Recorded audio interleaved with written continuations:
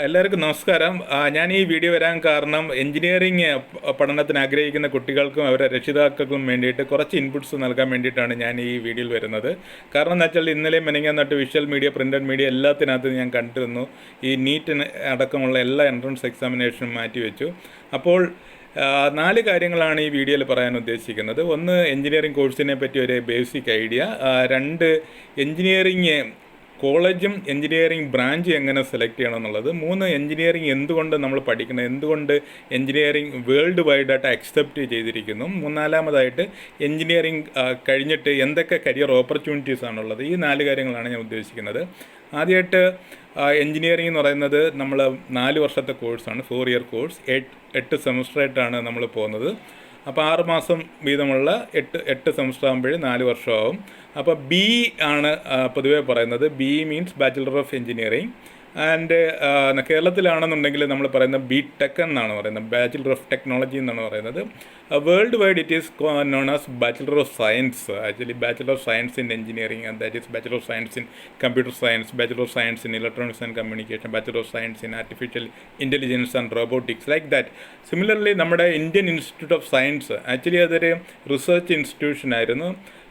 MS, MTech, PhD related ആയിട്ടുള്ള രീതിയിലായിരുന്നു പോരുന്നത്. ഈ ഇടയ്ക്ക് അവിടെ അണ്ടർ ഗ്രാജുവേറ്റ് പ്രോഗ്രാം തുടങ്ങി. അവിടെയും ഈ അണ്ടർ ഗ്രാജുവേറ്റ് പ്രോഗ്രാമിന് BS എന്നാണ് പറയുന്നത്.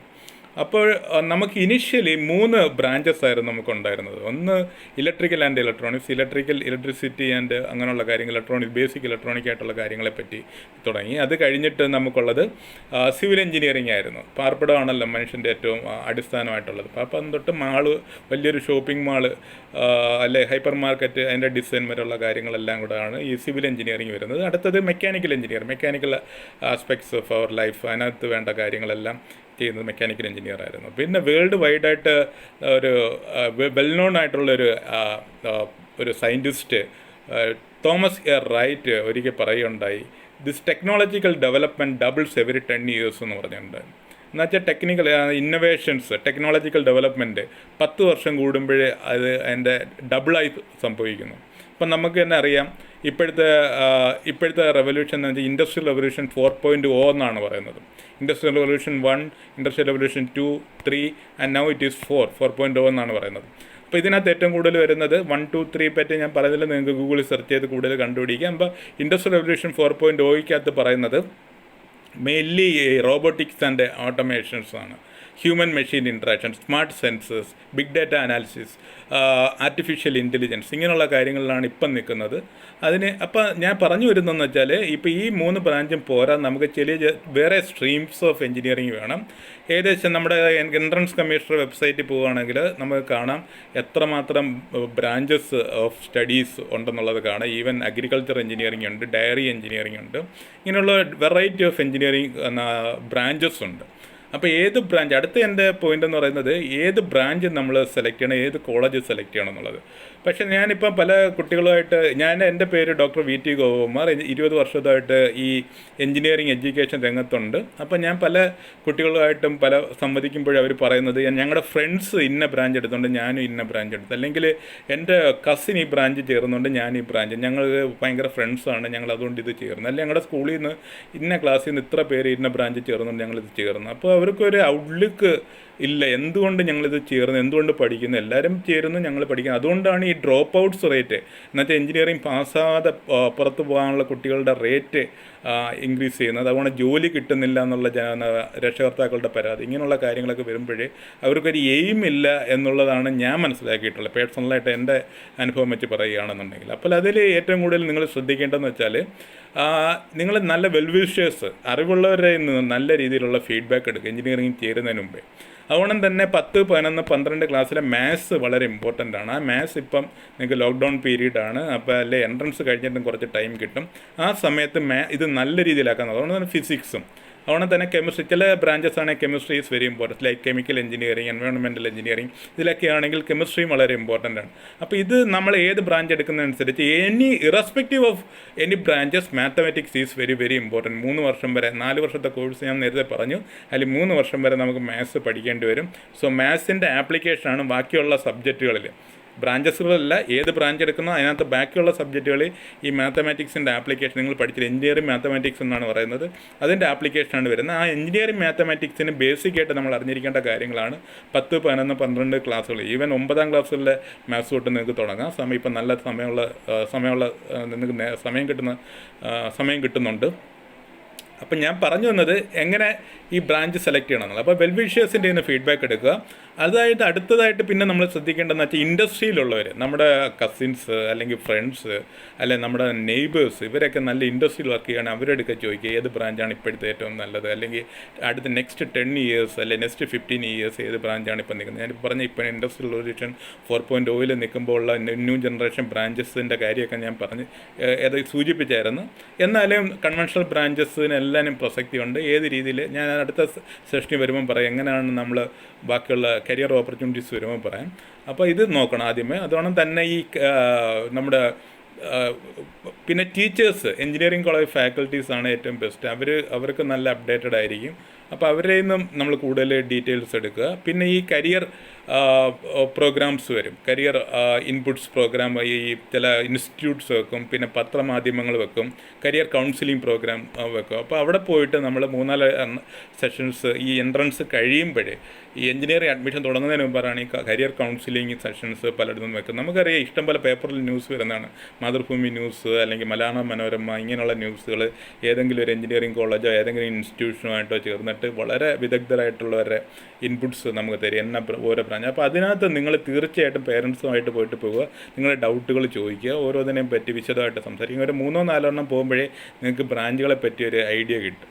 ഇനി നെക്സ്റ്റ് എന്ന് പറയുന്നത് എങ്ങനെ കോളേജ് സെലക്ട് ചെയ്യുക എന്നുള്ളതാണ്. അപ്പോൾ നമുക്കിപ്പോൾ എൻട്രൻസ് എക്സാമിനേഷന് കഴിഞ്ഞിട്ട് IIT കിട്ടുവാണെങ്കിൽ ഡയറക്റ്റായിട്ട് നിങ്ങൾക്ക് ഒന്നും നോക്കാനില്ല. IITയുടെ റാങ്കിങ് NIRF റാങ്കിങ് എന്ന് പറയും. അപ്പോൾ അത് ബേസ് ചെയ്യേണ്ടല്ല, ഏത് IIT പഠിച്ചാലും വളരെ നല്ല ജോലി കിട്ടാനുള്ള സാധ്യത 100% തന്നെ വേണമെങ്കിൽ പറയാം. അതുകൊണ്ട് തന്നെ NITs അതേപോലെ തന്നെ NIT കാലിക്കറ്റ് NITയിലൊക്കെ നമ്മൾ മിക്കവാറും കാണുന്നതാണ്, NITയിൽ ഇത്ര % പ്ലേസ്മെൻ്റ് ആയി എന്നാൽ ജോലി കിട്ടി, അല്ലെങ്കിൽ മാക്സിമം റുപ്പീസ്. ഇപ്പോൾ ഇത് അമൃത ഇൻസ്റ്റിറ്റ്യൂട്ട്, ഇപ്പം നമ്മൾ TV-യിൽ ഇടയ്ക്കിടയ്ക്ക് ന്യൂസിൻ്റെ ഇടയ്ക്ക് വരുന്നുണ്ട്, അമൃത ഇൻസ്റ്റിറ്റ്യൂട്ടിൻ്റെ അമൃത സ്കൂൾ ഓഫ് എഞ്ചിനീയറിംഗ് ഇവിടെ വള്ളിക്കാവ് 50 ലക്ഷം രൂപ പെർ ഇയർ സാലറി കിട്ടി, അങ്ങനെയുള്ള കാര്യങ്ങൾ. അപ്പോൾ അതാണ് NIRF റാങ്കിങ് വരുന്നുണ്ട്.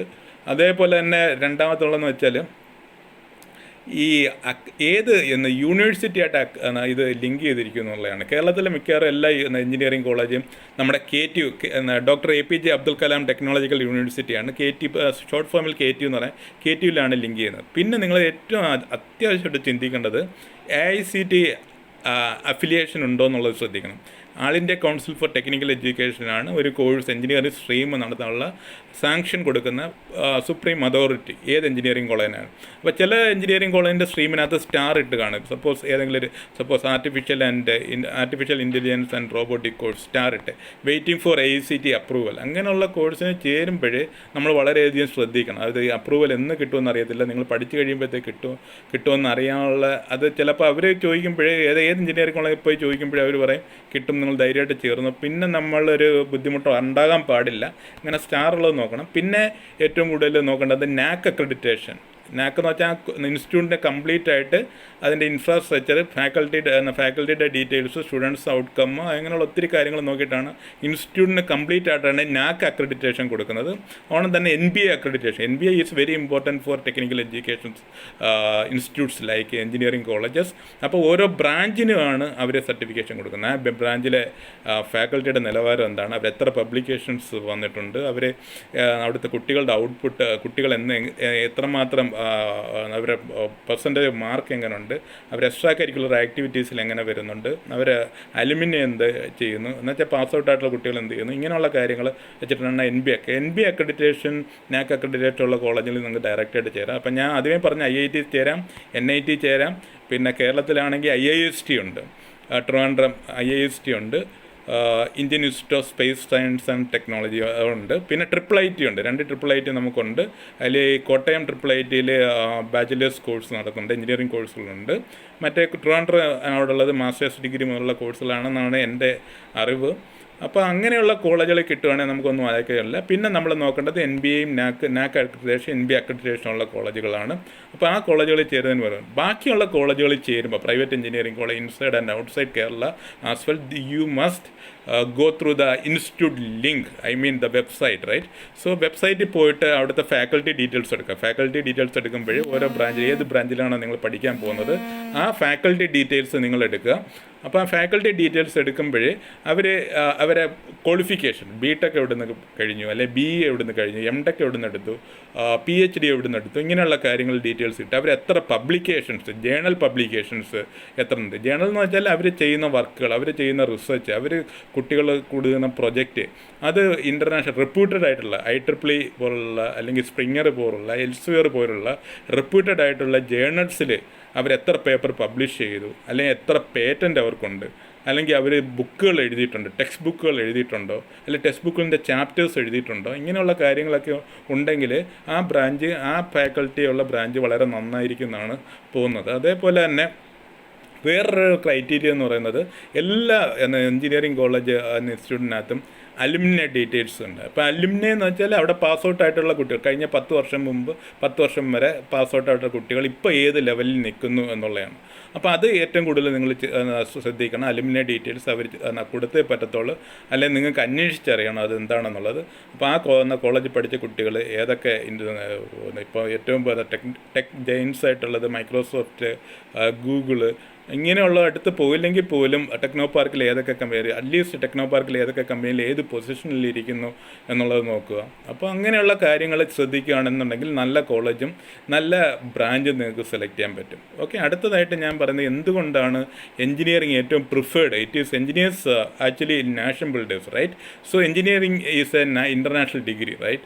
അപ്പോൾ എഞ്ചിനീയേഴ്സ് അതിനിപ്പോൾ ഇപ്പോൾ ബാക്കിയുള്ള ഡിഗ്രിക്ക് അങ്ങനെ ഒരു ഇത് കിട്ടണമെന്നില്ല. ഓക്കെ, ഞാൻ ബാക്കിയുള്ള ഡിഗ്രികളെയും MBBS-നെയൊന്നും താഴ്ത്തി കിട്ടുമല്ല. ഞാൻ ഈ MBBS എഞ്ചിനീയറിങ് പഠിക്കുന്നവർക്കുള്ള ഇൻപുട്ട് തരുവാണ്. അപ്പോൾ എഞ്ചിനീയറിങ് എന്തുകൊണ്ട് നല്ലത് എന്നുള്ളതാണ് ഞാനിവിടെ വിവക്ഷിക്കാൻ ഉദ്ദേശിക്കുന്നത്. മെയിൻ പ്രശ്നം എന്ന് വെച്ചാൽ ഞാൻ പറഞ്ഞ 8 സെമസ്റ്ററാണെന്ന് പറഞ്ഞു. അപ്പോൾ ഇതിനകത്ത് ഏറ്റവും കൂടുതൽ മാത്സ് ഓറിയൻറ്റഡ് ആണ്. അപ്പോൾ നമ്മൾ പഠിക്കുന്ന സബ്ജക്റ്റിനെ ബേസ് ചെയ്ത് ന്യൂമറിക്കൽ പ്രോബ്ലംസ് ഒരുപാട് വരുമ്പോൾ നമ്മുടെ ക്രിയേറ്റിവിറ്റി, ന്യൂമറിക്കൽ പ്രോബ്ലം ചെയ്യണമെന്നുണ്ടെങ്കിൽ തിയറി നല്ല രീതിയിൽ മനസ്സിലാക്കണം, റൈറ്റ്? സോ തിയറി നല്ലോണം മനസ്സിലാക്കുമ്പോഴേ നമ്മൾ ഏറ്റവും കൂടുതൽ നമ്മൾ ക്രിയേറ്റീവായിട്ട് തിങ്ക് ചെയ്യും. പിന്നെ നമ്മൾ എന്ത് ചെയ്യും, ഒരു സെമസ്റ്റർ എന്ന് പറഞ്ഞാൽ ഇനിഷ്യലി തന്നെ 1 മാസം കഴിയുമ്പോൾ ഒരു ഇൻറ്റേർണൽ ടെസ്റ്റ് ഉണ്ടാവും. അടുത്ത ഒരു 1.5 മാസം കഴിയുമ്പോൾ സെക്കൻഡ് ഇൻറ്റേർണൽ ടെസ്റ്റ് മാൻഡേറ്ററി ആണ്. എല്ലാ യൂണിവേഴ്സിറ്റിയും മാൻഡേറ്ററി ആയിട്ട് ചെയ്യുന്ന കാര്യമാണ്. അതുകൊണ്ട് തന്നെ അത് കഴിഞ്ഞിട്ട് പ്രാക്ടിക്കൽ എക്സാമിനേഷൻസ് ഉണ്ടാകും. ഫസ്റ്റ് സെമസ്റ്റർ തന്നെ നമുക്ക് പ്രാക്ടിക്കൽ ഉണ്ടാവും. പ്രാക്ടിക്കൽ അതിൻ്റെ എക്സാമിനേഷൻ ഉണ്ട്. അത് കഴിഞ്ഞ് യൂണിവേഴ്സിറ്റി ഡിഗ്രി ഉണ്ടാകും. അപ്പം നല്ല ടൈറ്റ്ലി കോമ്പാക്റ്റാണ്. നമുക്ക് എക്സ്ട്രാ കരിക്കുലർ ആക്ടിവിറ്റീസ് ചെയ്യാനുള്ള സമയവും കിട്ടും. അതൊന്നും കാര്യമില്ല. വളരെ സിസ്റ്റമാറ്റിക് പഠിച്ച് പോവുകയാണെന്നുണ്ടെങ്കിൽ, സിസ്റ്റമാറ്റിക് എന്നുള്ള വാക്ക് വളരെ ഇമ്പോർട്ടൻ്റ് ആണ്. സിസ്റ്റമാറ്റിക്കായിട്ട് പഠിച്ച് പോവുകയാണെങ്കിൽ എല്ലാത്തിനും നമുക്ക് സമയം കിട്ടും. ഡ്രോപ്പ് ഔട്ട് വരത്തില്ല. സപ്ലിമെൻ്ററി നമുക്ക് സബ്ജക്റ്റുകളിൽ തോറ്റ് കിടക്കുന്ന അവസ്ഥ ഉണ്ടാകത്തില്ല. അപ്പോൾ ഡിഗ്രി ഇല്ലാതെ പുറത്ത് പോകേണ്ടി വരത്തില്ല. അങ്ങനെയുള്ള കാര്യങ്ങൾ ശ്രദ്ധിക്കണം. അപ്പോൾ ഞാനിപ്പോൾ പറഞ്ഞു വന്നത് എന്തുകൊണ്ട് ക്രിയേറ്റിവിറ്റി വളരെ കൂടുതലായിരിക്കും എഞ്ചിനീയറിംഗ് കഴിഞ്ഞവർക്കും. അതുകൊണ്ട് തന്നെ ഈ പ്രൊജക്റ്റ് വർക്കുകളുണ്ട്, ഇൻറ്റേൺഷിപ്പുകളുണ്ട്. ഇൻറ്റേൺഷിപ്പ് എന്ന് വെച്ചാൽ ഏതെങ്കിലും ഇൻഡസ്ട്രിയിൽ പോയി അവരെ റിലേറ്റഡ് ആയിട്ടുള്ള, ഇപ്പോൾ ഇലക്ട്രിക്കൽ ആൻഡ് ഇലക്ട്രോണിക്സ് സ്റ്റുഡൻസ് എടുക്കുകയാണെങ്കിൽ KSEBിൽ പോയി കുറച്ച് കാര്യങ്ങൾ പഠിക്കുക. അല്ലെങ്കിൽ suppose electronics and communication engineering students ആണെന്നുണ്ടെങ്കിൽ സപ്പോസ് BSNL പോയി കുറച്ച് കാര്യങ്ങൾ പഠിക്കുക. അതിനാണ് ഇൻറ്റേൺഷിപ്പ് എന്ന് പറയുന്നത്. That is very very very important. അത്രയും ഞാൻ ചേർത്തത് അത്ര ഇമ്പോർട്ടൻ്റ് ആണ്. അപ്പം ഔട്ട്പുട്ട് പുറത്ത് വരുന്ന കുട്ടികൾ ജോബ് റെഡിയാണ്. സ്കില്ലിങ് ആൻഡ് അപ്സ്കില്ലിങ് ആൻഡ് റീസ്കില്ലിങ് ഒക്കെ നേടാൻ പറ്റുന്ന ഏറ്റവും നല്ല ബ്രാഞ്ച് എഞ്ചിനീയറിംഗ് ആണ്. ബ്രാഞ്ച് ഓഫ് സ്റ്റഡി എഞ്ചിനീയറിംഗ് ആണ്.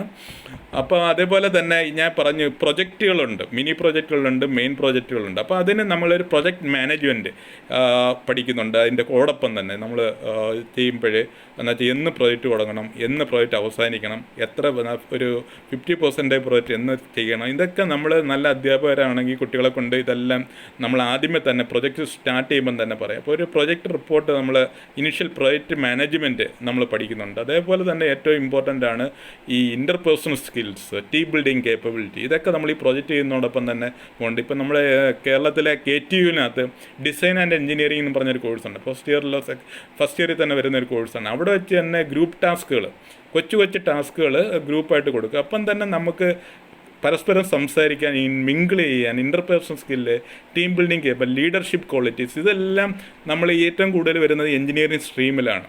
അപ്പോൾ ഇത് വരുന്നതെന്ന് വെച്ചാൽ ഔട്ട്പുട്ടിൽ നമ്മൾ ഒരു കരിയർ ഏറ്റെടുക്കുമ്പോൾ നമുക്ക് കൂടുതൽ പ്രൊഡക്റ്റീവായിട്ട് കാര്യങ്ങൾ ചെയ്യാൻ പറ്റും. അപ്പോൾ പലപ്പോഴും നമ്മൾ പല ന്യൂസിലും കണ്ടിട്ടുണ്ട്, ബാങ്കിങ് സെക്ടറിൽ ഏറ്റവും കൂടുതൽ റിക്രൂട്ട് പ്രിഫർ ചെയ്യുന്നത് എഞ്ചിനീയറിംഗ് ഡിഗ്രി ഉള്ളത്. എല്ലാവരും പ്രിഫർ ചെയ്യുന്നുണ്ട്, എന്നാലും കുറച്ച് പ്രിഫറൻസ് കൊടുക്കുന്നത്. Everything is equal. If there is an engineering student and non engineering student, they will prefer for engineering students because of these factors. അവർ കുറച്ച് ക്രിയേറ്റീവാണ്, ടീം ബിൽഡിംഗ് കേപ്പബിലിറ്റി ഉണ്ട്, പ്രൊജക്ട് മാനേജ്മെൻറ്റ് അറിയാം, ഇൻ്റർപേഴ്സണൽ സ്കിൽ കൂടുതലാണ്. അതെല്ലാം ഇവർ ഈ 4 വർഷത്തെ കോഴ്സിൽ നിന്ന് അവർ പഠിച്ചെടുക്കുന്നതാണ്. അപ്പോൾ അതുകൊണ്ടാണ് ഇൻ്റർനാഷണലി വാലിഡ് ഡിഗ്രി എന്ന് എഞ്ചിനീയറിംഗ് ഡിഗ്രിയെ പറ്റി ഞാൻ പറഞ്ഞത്. അപ്പോൾ അടുത്തത് കരിയർ ഓപ്പർച്യൂണിറ്റീസിനെ പറ്റിയിട്ടാണ് ഞാൻ പറയുന്നത്. ഇപ്പോൾ കരിയർ ഓപ്പർച്യൂണിറ്റീസ് വളരെ വാസ്റ്റാണ്. നിങ്ങൾക്ക് എന്തായി തീരണമോ ആഫ്റ്റർ എഞ്ചിനീയറിംഗ് സ്റ്റഡി, നിങ്ങൾക്ക് എന്തായി തീരണമോ അതായി തീരാനുള്ള എല്ലാ പ്രൊവിഷ്യൻസും, എല്ലാ കാര്യങ്ങളും നിങ്ങൾക്ക് ഇതിനകത്തുണ്ട്. ഫോർ എക്സാമ്പിൾ, ഇപ്പോൾ ഒരു മെക്കാനിക്കൽ എഞ്ചിനീയറിന് നേരെ സോഫ്റ്റ്വെയർ ഇൻഡസ്ട്രിയിൽ പോകണം. അപ്പോൾ അദ്ദേഹം എന്താണ്, മെക്കാനിക്കൽ എഞ്ചിനീയറിംഗ് പഠിച്ചുകൊണ്ടിരിക്കുമ്പം തന്നെ അവർക്ക് CAD എന്നുള്ള പരിപാടി ഇതുണ്ട്. അതുകൊണ്ട് തന്നെ എലക്റ്റീവ് കോഴ്സുണ്ട്. അപ്പോൾ എലക്റ്റീവ് കോഴ്സ് അത് നിങ്ങളവിടെ ചേരുമ്പോഴേ, നിങ്ങൾക്ക് എഞ്ചിനീയറിംഗ് കോഴ്സിന് ചേരുമ്പോഴേ അറിയാൻ പറ്റും, കോർ കോഴ്സുകളുണ്ടാവും. അപ്പോൾ അതിൻ്റെ കൂടെ തന്നെ എലക്റ്റീവായിട്ട് അവർക്ക് ഇൻ്റർ ഡിസിപ്ലിനറി എന്ന് പറയും, ഇൻ്റർ ഡിസിപ്ലിനറി ആയിട്ടുള്ള കോഴ്സുകൾ എടുക്കുക. അപ്പോൾ സോഫ്റ്റ്വെയർ എഞ്ചിനീയറിങ്ങിന് താല്പര്യമെന്നുണ്ടെങ്കിൽ നേരെ അതിനകത്ത് പോകും. ഇപ്പോൾ എൻ്റെ ബാച്ച്മേറ്റ് ഒരാളുണ്ട്, IBM വളരെ സീനിയർ ചീഫ് ടെക്നോളജി ഓഫീസറായിട്ട്. അയാൾ മെക്കാനിക്കൽ എഞ്ചിനീയറാണ് ഇപ്പം ബേസിക്കലി. ഇപ്പോൾ ഈ ആർട്ടിഫിഷ്യൽ ഇൻ്റലിജൻസ് ആണെന്നാണ് പറയുന്നത്. അപ്പം നമുക്ക് നേരെ ഡീവിയേറ്റ് ചെയ്ത് ഏത് ഡയറക്ഷനിൽ പോകാം. അപ്പോൾ അതുപോലെ തന്നെ എൻ്റെ വേറൊരു ക്ലാസ്മേറ്റ്, ഇലക്ട്രോണിക്സ് ആൻഡ് കമ്മ്യൂണിക്കേഷൻ പഠിച്ച ക്ലാസ്മേറ്റ്, അയാൾ സെയിം ഏരിയയിൽ തന്നെ, കോർ ഏരിയയിൽ തന്നെ നിന്ന്. അയാളിപ്പോൾ ഒരു അമേരിക്കൻ മാനുവർ എന്ന് പറഞ്ഞൊരു കമ്പനിയുടെ ചീഫ് സ്ട്രാറ്റജി ഓഫീസറാണ്. അപ്പോൾ അതേ കോർ ഏരിയയിൽ നിൽക്കാം, ഡീവിയേറ്റ് ചെയ്ത് പോകാം. അതുകൊണ്ട് തന്നെ ഡിഫൻസ് സർവീസ്. അപ്പം പ്രീ ഫൈനൽ ഇയർ ആകുമ്പോൾ 3ാമത്തെ വർഷം അവസാനത്തിൽ നമ്മൾ യൂണിവേഴ്സിറ്റി എൻട്രി സ്കീം എന്ന് പറഞ്ഞിട്ട് എല്ലാ ഡിഫൻസ്, ആർമി, നേവി, എയർഫോഴ്സ് അങ്ങോട്ട് പോകണമെന്നുണ്ട് ആ ഡയറക്ഷനിൽ പോകാം. മിലിറ്ററി സർവീസ് വേണമെങ്കിൽ BSF അങ്ങനെയുള്ള കാര്യങ്ങൾ അങ്ങോട്ട് പോകാം. CRPF അസിസ്റ്റൻറ്റ് കമാൻഡർ എന്നുള്ള രീതിയിലാണ് നമ്മൾ ഫസ്റ്റ് പോസ്റ്റ്. ഇപ്പോൾ നമ്മൾ ഇപ്പോൾ ആർമിയിൽ എടുക്കുകയാണെന്നുണ്ടെങ്കിൽ കമ്മീഷൻഡ് ഓഫീസറായിട്ടാണ് എടുക്കുന്നത്.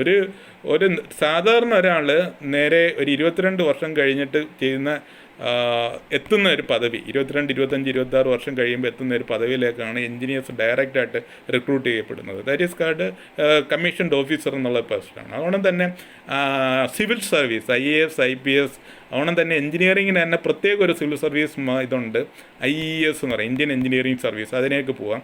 അങ്ങനെ ഒരുപാട് ഓപ്പർച്യൂണിറ്റീസ് ഉണ്ട്. നിങ്ങൾക്ക് എന്തായി തീരണമോ, സപ്പോസ് ഇപ്പോൾ പുതിയ ഏറ്റവും ഇൻഡസ്ട്രിയൽ റവല്യൂഷൻ 4.0 പറ്റി ഞാൻ പറഞ്ഞു.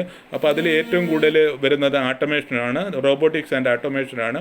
അതിനെപ്പറ്റിയുള്ള കോഴ്സുകൾ ആൾറെഡി തുടങ്ങിക്കഴിഞ്ഞു. ഇപ്പോൾ കേരളത്തിലാണെങ്കിൽ അമൃത ഇൻസ്റ്റിറ്റ്യൂട്ട്, നമ്മുടെ വള്ളിക്കാവുള്ള, നിങ്ങൾക്ക് എല്ലാവർക്കും പരിചയമുള്ളതാണ് അമൃത വിശ്വവിദ്യാപീഠം. അവിടെ ആണെങ്കിൽ ഇപ്പം this machine learning and big data analysis തുടങ്ങിയിട്ടുണ്ട്. അതുകൊണ്ട് ജെയിൻ യൂണിവേഴ്സിറ്റി ബാംഗ്ലൂരുണ്ട്, SRM ബാംഗ്ലൂരും ബാംഗ്ലൂരുണ്ട്, ചെന്നൈയിലുണ്ട്, ഹൈദരാബാദുണ്ട്. അതുകൊണ്ട് IIT ഹൈദരാബാദും ഇങ്ങനെയുള്ള ന്യൂ ജനറേഷൻ കോഴ്സുകൾ തുടങ്ങിയിട്ടുണ്ട്. അപ്പോൾ അതിനകത്ത് ഇപ്പം നെക്സ്റ്റ് ഒരു 10-15 ഇയേഴ്സ് വരുന്ന ഇതാണ്. അതുകൊണ്ട് BTech മറ്റ് കോഴ്സുകൾ എടുക്കേണ്ടെന്നല്ല പറയുന്നത്. BTech കോഴ്സ് എടുത്തിട്ട് ഇതിനകത്തോട്ട് പോകാനുള്ള നമുക്ക് ചെയ്യാൻ പറ്റും, ഇതിനകത്തോട്ട് നമുക്ക് മാറാൻ പറ്റും. അപ്പോൾ ആ സർട്ടിഫൈഡ് കോഴ്സുകൾ ഇഷ്ടംപോലെ ഉണ്ട്. അപ്ഗ്രേഡ് എന്ന് പറഞ്ഞിട്ടൊരു IIT, എല്ലാ IIT-കളായിട്ട് കമ്പൈൻ ചെയ്തിട്ട് അപ്ഗ്രേഡ് എന്ന് പറഞ്ഞാൽ ആ ഇൻസ്റ്റിറ്റ്യൂട്ട് ഇങ്ങനെയുള്ള സർട്ടിഫിക്കറ്റ് പ്രോഗ്രാം 24 വീക്സ് പ്രോഗ്രാം അല്ലെങ്കിൽ 48 വീക്സ് പ്രോഗ്രാം ഇതൊക്കെ നടത്തുന്നുണ്ട്. അപ്പോൾ ആ രീതിയിൽ നമുക്ക് പോകാൻ പറ്റും. അപ്പോൾ ഇതിനുള്ള ഇത്രയും vast freedom of career choice കിട്ടുന്നത് നമ്മുടെ എഞ്ചിനീയറിങ്ങിന് മാത്രമേ ഉള്ളൂ. ബാക്കിയുള്ള അതുകൊണ്ട് തന്നെ നമ്മൾ മെഡിക്കൽ ഫീൽഡുമായിട്ട് ക്ലോസ് ആയിട്ട് വർക്ക് ചെയ്യണമെങ്കിൽ ബയോമെഡിക്കൽ എഞ്ചിനീയറിംഗ് ഉണ്ട്, ബയോമെഡിക്കൽ ഇൻസ്ട്രുമെൻറ്റേഷൻ ഉണ്ട്. നമ്മളെ ശ്രീചിത്ര തിരുനാൾ ഇൻസ്റ്റിറ്റ്യൂട്ട് എന്ന് പറയുമ്പോൾ അവിടെ നിങ്ങൾ പോയി കാണാൻ ഒരുപാട് എഞ്ചിനീയേഴ്സ് വർക്ക് ചെയ്യുന്നുണ്ട്, closely with doctors. So developing new innovative items in medical field. അപ്പം നമുക്ക് ഏത് ഏരിയയിൽ വർക്ക് ചെയ്യണമെന്നുണ്ടെങ്കിൽ, ഇപ്പോൾ എൻ്റർപ്രണർഷിപ്പ്, സ്റ്റാർട്ടപ്പ്സ്. ഇപ്പോൾ സ്റ്റാർട്ടപ്പ് എന്ന് പറഞ്ഞാൽ നമ്മൾ പഠിക്കുന്ന ഏരിയ തന്നെ ആണോന്നില്ല. നിങ്ങളിപ്പോൾ startup village, Kerala startup mission അല്ലെ സ്റ്റാർട്ടപ്പ് വില്ലേജുകളിൽ പോയിട്ട് അവരെ ഓരോരുത്തരെയും ബാക്ക്ഗ്രൗണ്ട് എടുക്കുകയാണെങ്കിൽ അവർ പല ഡിഫറെൻറ്റ് ഡൊമൈനിൽ നിന്ന് വരുന്നവരാണ്. എന്നിട്ടൊരു കോമൺ ഒരു പോയിന്റിലേക്ക് അവർ കൺവെർജ് ചെയ്തിരിക്കുകയാണ്. സോ സോ അപ്പോൾ ഇതാണ് നമ്മൾ എൻജിനീയറിങ്ങിനെ പറ്റി ഞാൻ പറയാനുള്ളത്. അപ്പോൾ ഇത്രമാത്രം വാസ്റ്റായിട്ടുള്ള കരിയർ ഓപ്ഷൻസ് ഉള്ള ഒരു ബ്രാഞ്ച് ഓഫ് സ്റ്റഡി വേറെ ഇല്ലെന്നാണ് എൻ്റെ വ്യക്തിപരമായ അഭിപ്രായം. അപ്പോൾ എൻജിനീയറിംഗ് ട്രൈ ചെയ്യുക. അപ്പോൾ ഇത് എൻജിനീയറിംഗ് പഠിക്കുന്നവർ മെയിനായിട്ട് ശ്രദ്ധിക്കുക. നല്ല രീതിയിൽ ഞാൻ പഠിക്കും, ഹാർഡ് വർക്ക് ചെയ്യും. എൻ്റെ പേരൻസിൻ്റെയും എൻ്റെയും ലൈഫ് എയിം, പേരൻസ് വിചാരിക്കുന്നതാണ് എൻ്റെ ലൈഫ് എയിമിലേക്ക് ഞാൻ എത്തിച്ചേരും. One day I will come out with a good equipment, a good product which will useful for the community with low cost എന്നുള്ളൊരു മൈൻഡ് സെറ്റിൽ വേണം നിങ്ങൾ വരാൻ. സോ ഇത്രയേ ഉള്ളൂ എനിക്കിതിനെപ്പറ്റി പറയാൻ. ഇതിനകത്ത് നിങ്ങൾ ബെനിഫിറ്റ് ആയെന്ന് ഞാൻ വിചാരിക്കുന്നു. നിങ്ങളുടെ ഫ്രണ്ട്സിന് വേണേൽ ഷെയർ ചെയ്യാം. So one thing I would like to inform you that those who are not understanding Malayalam, I already published what I did in this video in LinkedIn. I hope everybody is knows about this one, LinkedIn, right? It is a social technological platform. Unlike Facebook, Instagram or Twitter, it is social networking platform, but LinkedIn is a technological social platform. അതിനകത്ത് ഞാൻ ഇത് publish ചെയ്യുന്നുണ്ട്. I published this article. In addition to that, I sent this one to India's national daily Hindu, Education Plus. They also published this one. So I will give the links of both LinkedIn as well as this Hindu Education Plus, so that non-Malayalis can understand what I tried to say in this video. Thank you very much. Stay safe at home. Goodbye. Good luck. Bye-bye.